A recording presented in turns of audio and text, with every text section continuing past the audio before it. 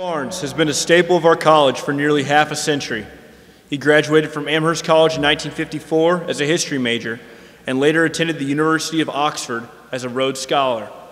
After receiving his PhD from Harvard in 1960, Dr. Barnes began teaching at Wabash in 1962. With a chapel talk titled, "What Does It Mean to Guide Someone?" Please join me this morning in welcoming one of the legends of our alma mater, Dr. Jim Barnes.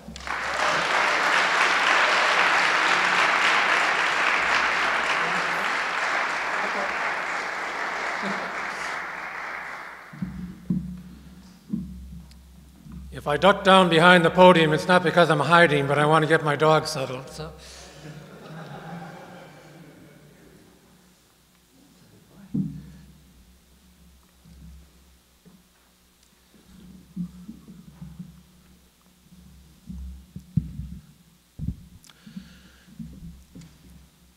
The word guide or guidance has a number of different, though related, meanings in the English language.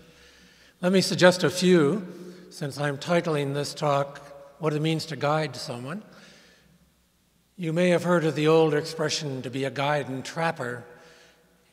Conjures up images of the 18th century frontiersmen looking for animals to trap for their pelts. Rather different sense of a tour guide, somebody in a foreign country you might hire to take you around the town. Or you might get onto a tour bus and there'd be a guide who doesn't take you and literally walk you around, but drives around and points out things. Or you might go into a museum and there would be a guide to point out the significant art objects. Sometimes this guide is called a docent, but same idea. Or you might buy a guidebook and, in a sense, be your own guide after you've consulted the book. In England, they call Girl Scouts Girl Guides. You can imagine a 12 or 13-year-old girl helping an older person across a busy street. Or you might be the relative of an ancient person who needs to sign a document, and you might guide that person's hand a bit to help sign whatever it is. I want to use the term guide in yet another sense, and that is to talk about a dog guide. And my friend at my feet, if I refer to him by name, he'd get up and say, "Let's go." So I'm going to call him Rex, though that's not his name. He'll never know. And the phrase dog guide doesn't quite equate with what you normally hear, which is a guide dog. Well, let me explain the semantic differences. If you were being accompanied by a human being or a person, you might well call that person a human guide or a personal guide. You'd less likely call that person a guide human or a guide person. So whatever we will call this kind of a service dog, that's why I will use the term dog guide. Before I talk about how this kind of a critter is trained and how we as blind people are trained to work with them, let me just give you a very brief background on the use of dogs for blind people. In a sense, I suppose it goes back to ancient times where a dog might help a blinded person get around in a very informal fashion. The actual training of dogs for this kind of work stems from the First World War and the number of blinded veterans.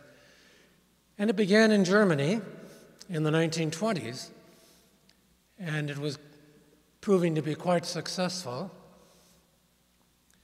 An American woman in New Jersey named Dorothy Eustace, who was a raiser and breeder of German Shepherds, or what the Europeans call Alsatians.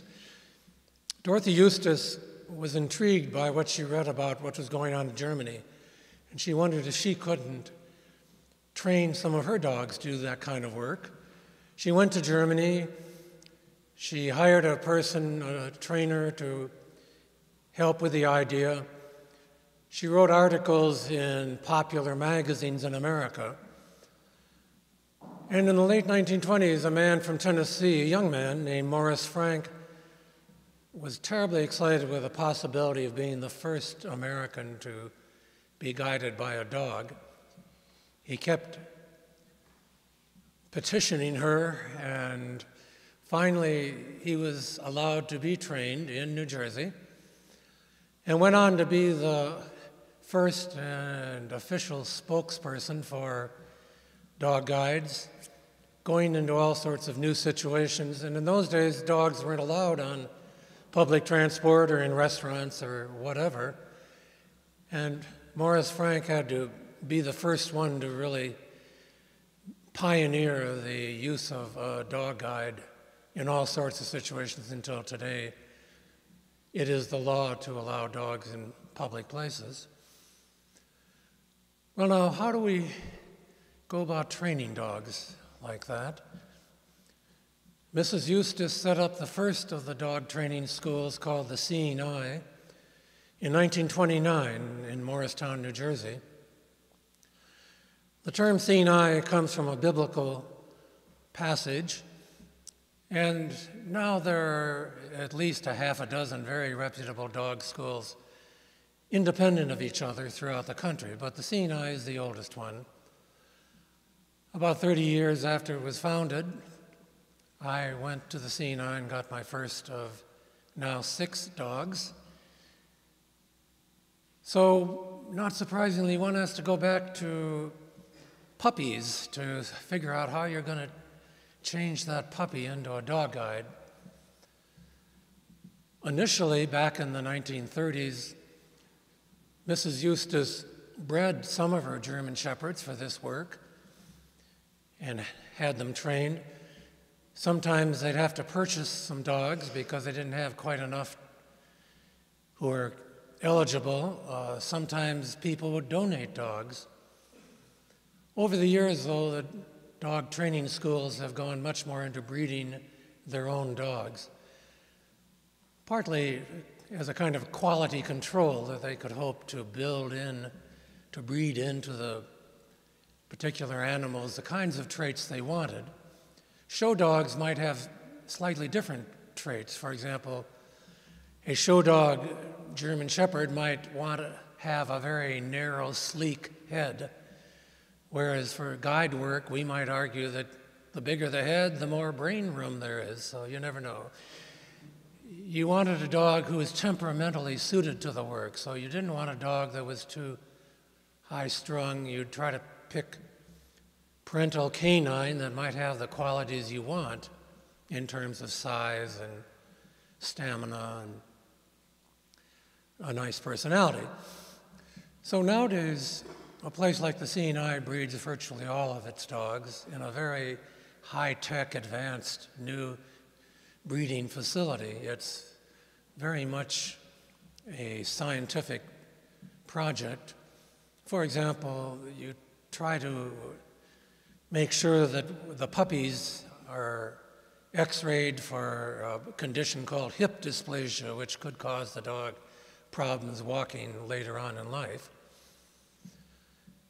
At about the age of 6 weeks, the dog, and we'll say Rex in this case, would be placed with a volunteer family in the greater New Jersey or eastern Pennsylvania area. Typically, these are families that are doing it maybe as a 4-H club project or some other kind of volunteer work. They're not paid to do it, although their expenses in raising the puppy are covered.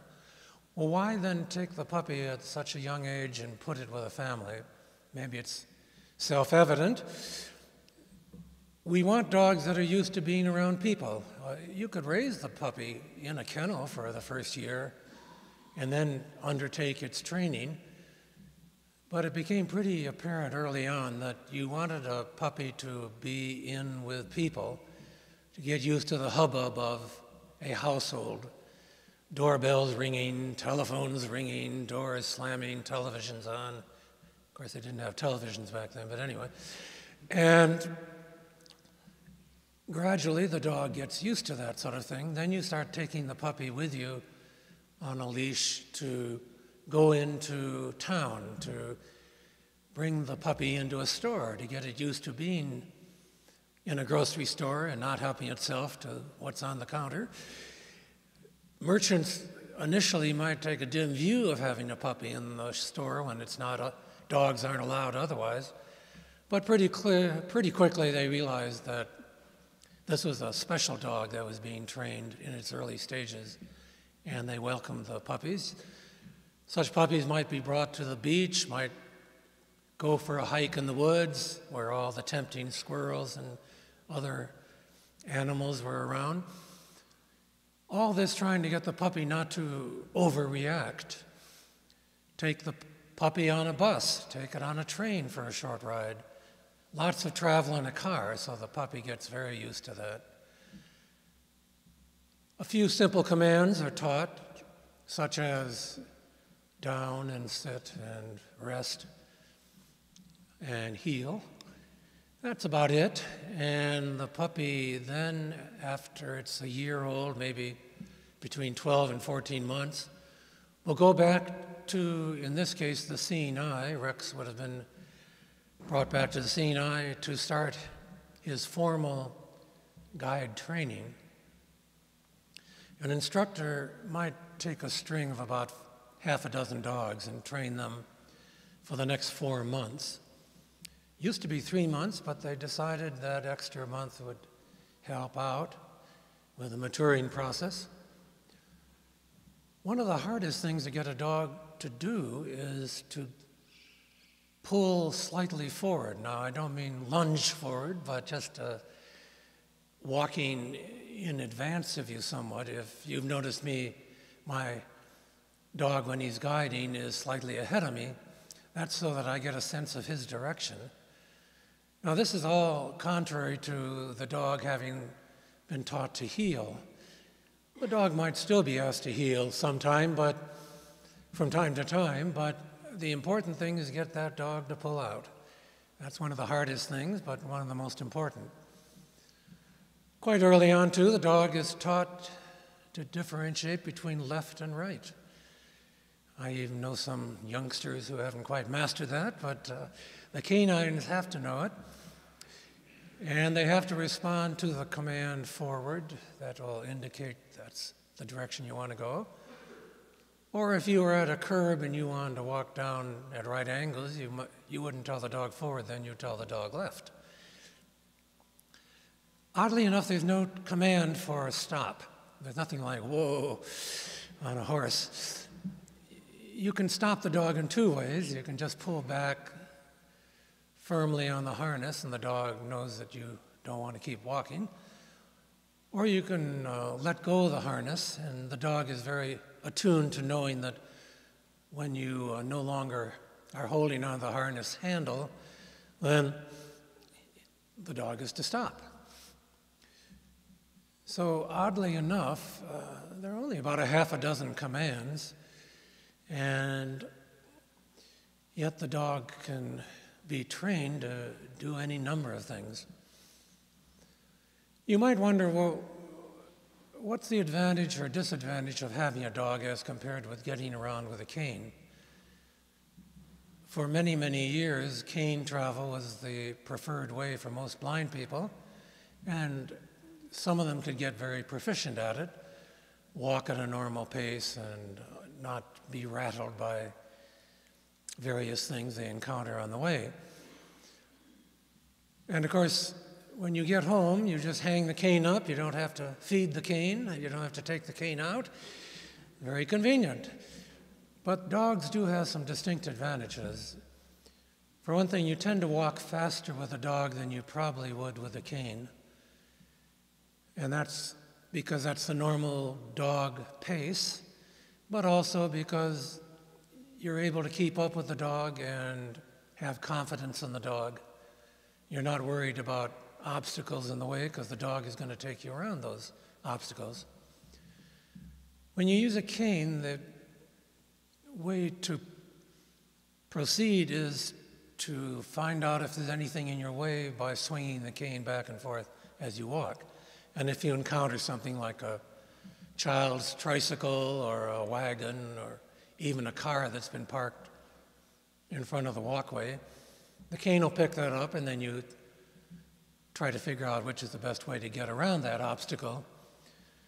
Very often with a dog, you're scarcely at all aware of that tricycle because the dog just sort of takes you around it and doesn't break stride. Of course, if the whole sidewalk is blocked, the dog will stop, and then you have to encourage the dog to go around either one way or the other. That would be true of a cane too, but generally speaking, the dog is going to get you from point A to point B more efficiently than most people can travel with a cane. Of course, you have to like dogs. You have to enjoy the company of a dog. It certainly is much more work to keep a dog, but so much more fun.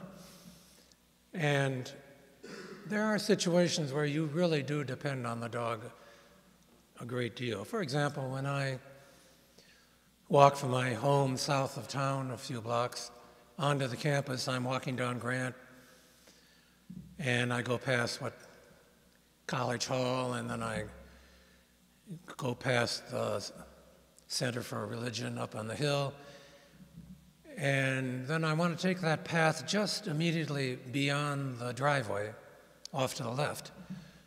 The dog will just turn into that drive because he knows now that's what I want to do. If I tell him not today, in effect, and I say, let's go on to the next path, then we'll go on to the path that runs into Baxter Hall, and the dog will stop to tell me we've reached that path. Now, the dog won't do that the first time I'm on campus if it's a new dog, but it doesn't take the dog long to learn these tricks and to give me clues. One of the big advantages of a dog, if I'm into a lecture hall or a meeting of some sort or another, and I want to leave at the end, I just more or less vaguely head the dog in the right direction, and the dog will take me to the doorway. It's trained to do that.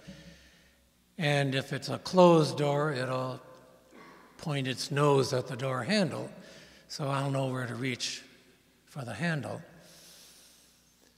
You can't get a cane to do that, so there are distinct advantages. The instructors take the dogs increasingly into busier parts of town. They might start initially just on a quiet side street, getting the dog to pull and guide them to the curb, and then the dog has to take the initiative of stopping at the curb. The instructor, or later the blind person, will put his foot out, find where the curb is, and then give the dog the command to either go left or right or forward.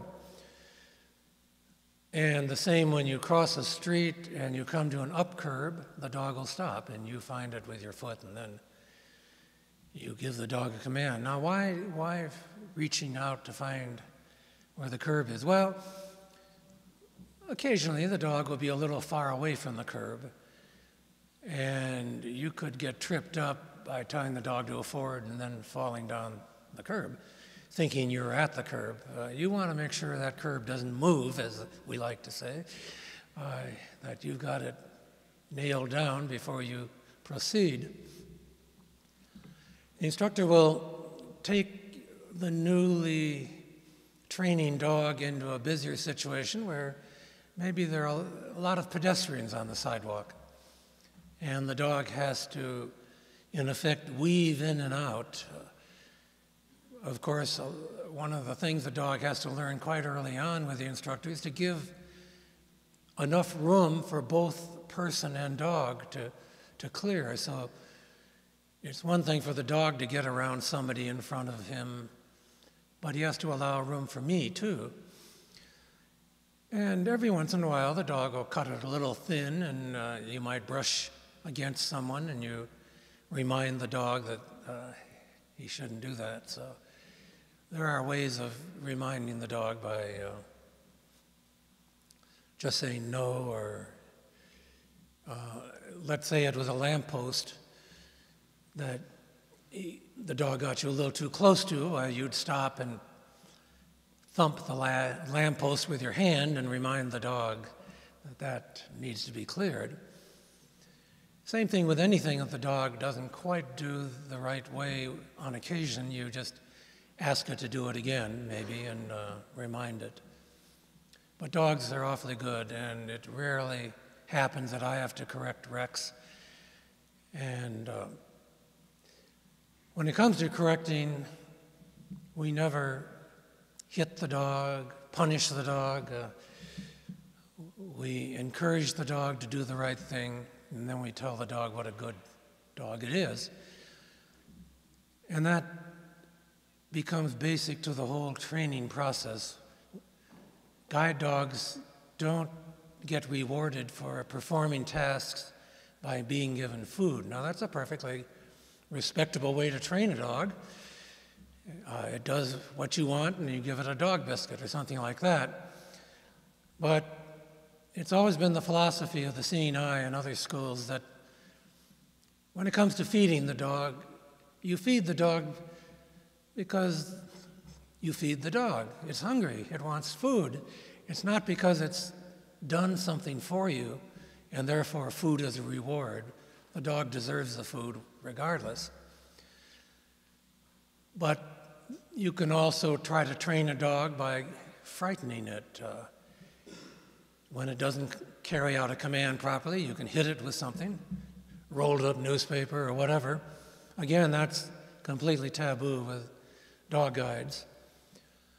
There's one rule to get a dog to do what you want it to do, and that is because the dog wants to please you, and when the dog does carry out the command, you tell it what a good dog it is. Now, you don't always have to use the same words. It's much more the inflection of the voice.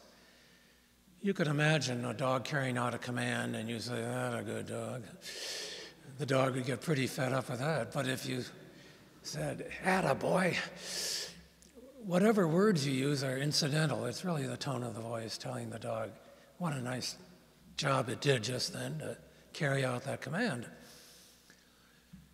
So after getting into a busy sidewalk in front of shops, the instructor might take Rex into the shops and start going up and down aisles.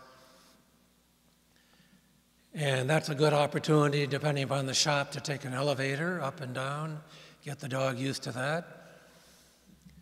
Some years ago at the Seeing Eye, they even built into the building a revolving door, because you don't find as many revolving doors these days. So the Seeing Eye made sure that you could quickly get the dog acclimatized to that, and it's never a problem once you know how to do it. There are only a few situations where you hesitate to take a dog. One is on an escalator. There's some concern that the dog's pads on his paw might get caught in the moving stairs. I think the jury is out on that one. I think some schools try to train you how to get a dog to walk on, and it's not a problem. Others, I've never wanted to risk it. Trouble is, with a dog the size of Rex, it's a little cumbersome to pick him up and carry him on the escalator, but if I had to do it, I would. Otherwise, you try to look for an elevator or a set of stairs. But there are almost no other situations. Such dogs are allowed on airplanes now, and you sort of scrunch the dog on the floor in front of you, and the dog is used to being in confined spaces and lying down, being quiet.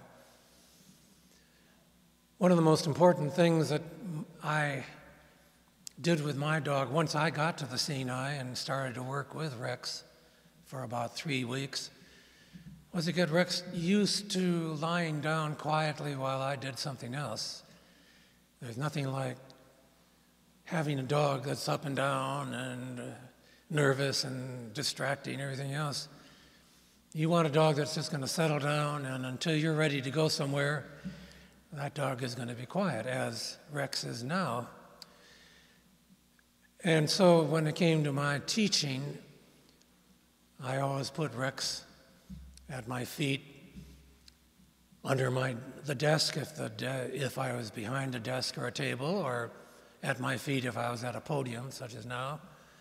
And Rex would just be quiet until it was time to do something. So he can get very playful and rambunctious at home when he's off duty, but when he's in harness and when I ask him to be quiet, he does a very good job of that. I'm just checking the time, and I think I won't go on for too much longer, but just to point out a few other things.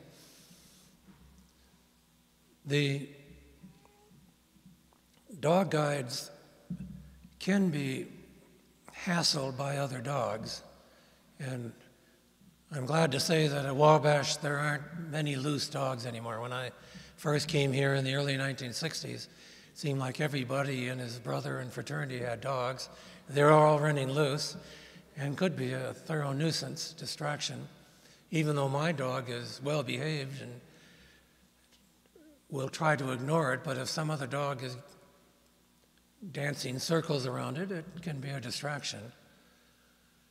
There was some years ago a dog that belonged to a faculty person who turned out to be a terrible nuisance to me. And on one occasion, well, I think he bit my dog at least more than once, but on one occasion, I didn't know that this dog was between the front door and the middle door of the library. I went in, and there this dog was who jumped mine, and I finally extricated my dog and went up to a faculty meeting in the Goodrich room, leaned down to pat my dog, and here was a sizable hole in his skull where the dog had bitten him. So it can be a real problem, and I appreciate any of you who, on occasion, if you have a dog, will try to keep your dog under control so it doesn't bother mine. Most dogs will get used to other distractions, but you don't want human beings to be a distraction. So when the dog is actually guiding me, I ask people not to distract it by making a clicking noise or snapping your fingers or saying hello to the dog or anything else. Well, sometimes you don't realize that there is a distraction because the dog has been so smooth. If you walk down a street with very many people and you suddenly hear a child complain, it isn't because the dog has bumped the child. The dog has taken a big lick from the ice cream cone that the child was carrying, and the dog managed to do that without breaking stride. There are situations where people ask the darndest questions. Favorite question to ask of me or dog user is, does that dog bite? And my favorite response was by a friend of mine who said, does the dog have teeth? And that may not be the public relations answer, but it... my instructor told once about his aunt who said, well, where does the dog go when you're driving in a car? Well, it lies down at the blind person's feet. Well, then how can the dog see where you're going? So you never know about what people are going to ask, and sometimes the dogs can take advantage of you. I remember one night, my class at the Sinai, we were having some pizza later on, and after one of my friends had finished her pizza, she handed the paper plate off, and then only realized it was the dog that took the plate, not somebody else. So what does it mean to be a dog guide? It's a lifetime commitment for both man and beast. It's a wonderful relationship, both for man and beast.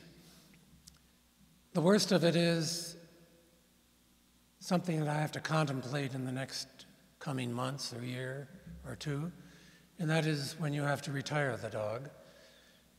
Rex is now 11, and one can only hope he keeps on going for a long time, but you don't know how long.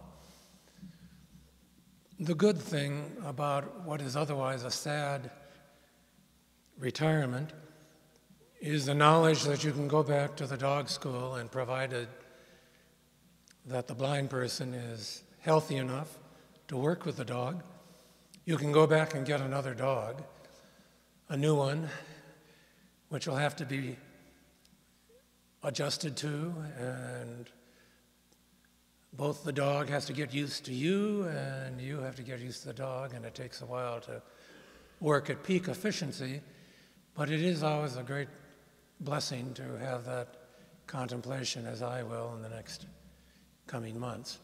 Well, I thank you very much.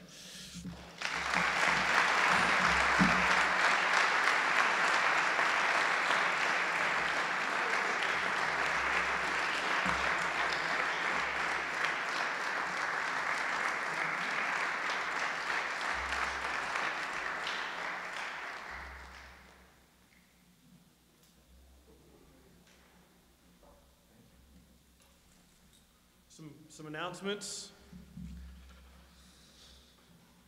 Dr. Bill Cook is back on campus. Everyone should go say hello.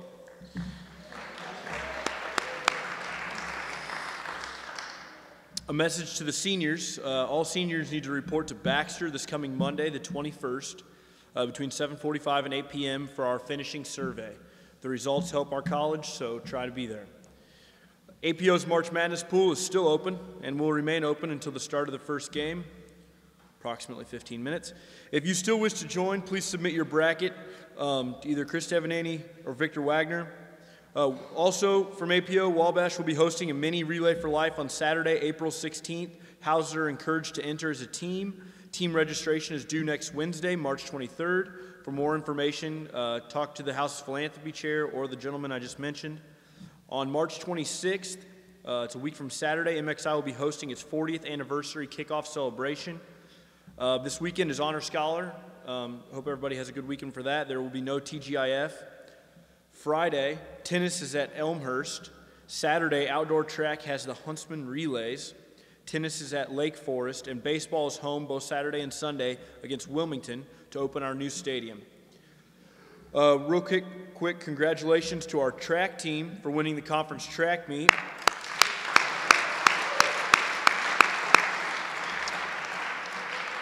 A special congratulations to Jake Waterman, finishing second in the nation, Seth Einters, Matt Knox, and Matt the Hammer Scheller. All congratulations to winning their events.